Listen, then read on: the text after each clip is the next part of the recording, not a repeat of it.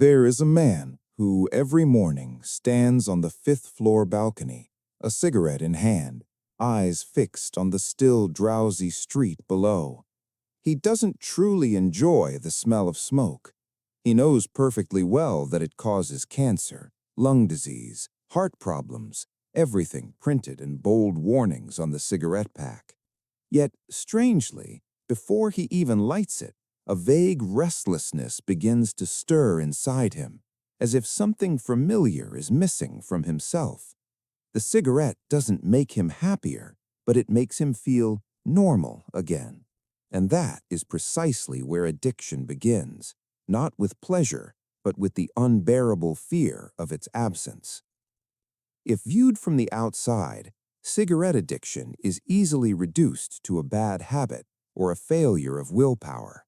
But from a psychological perspective, it is a complex process in which brain chemistry, emotion, memory, personal identity, and psychological defense mechanisms intertwine.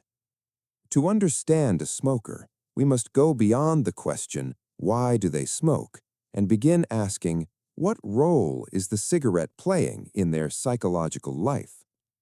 From the very first cigarettes, nicotine activates the brain's reward system, releasing dopamine, the neurotransmitter associated with pleasure, satisfaction, and motivation.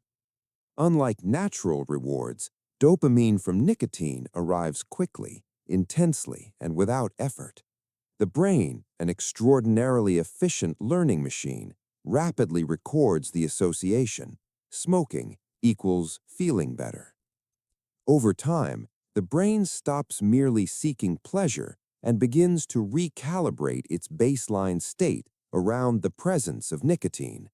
When cigarettes are absent, dopamine levels fall below the accustomed threshold, producing discomfort, restlessness, irritability, and emptiness.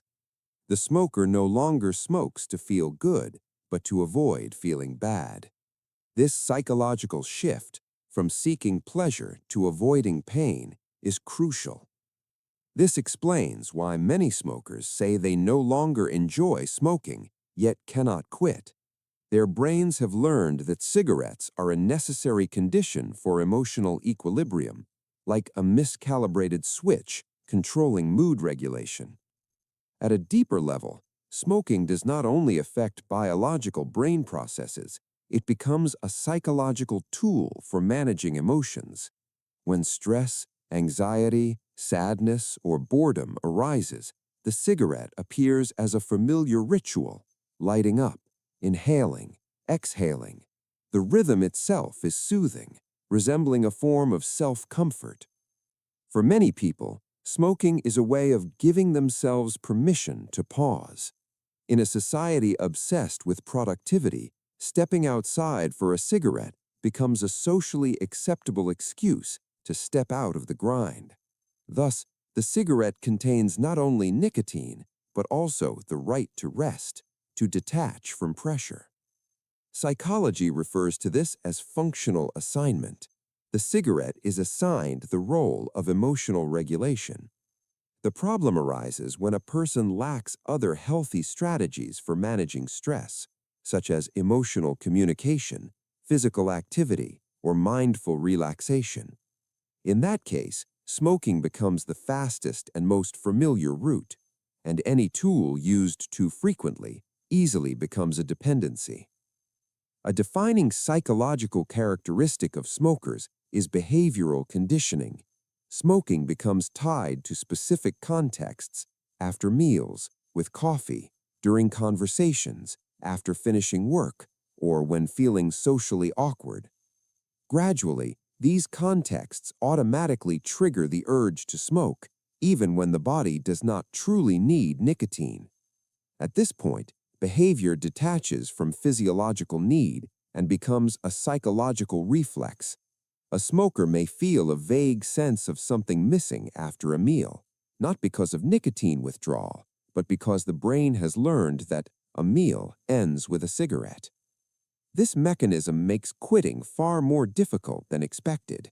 Smokers must face not only withdrawal symptoms, but also learn how to live through familiar moments without cigarettes. Psychologically, this is a process of restructuring everyday life, and it is anything but simple. Most smokers know that cigarettes are harmful. The contradiction between this knowledge and continued smoking creates psychological tension known as cognitive dissonance. To reduce this tension, the mind unconsciously generates justifications. Smoking lightly is fine. People in the past smoked and lived long lives. Or, life is short, enjoying it a little isn't wrong. These justifications are not deliberate lies, but defense mechanisms. They allow the smoker to maintain a self-image of being rational and in control, rather than confronting guilt or helplessness. Psychologically, the more a smoker is criticized or pressured, the stronger these defenses become. This explains why scolding or fear-based tactics often backfire.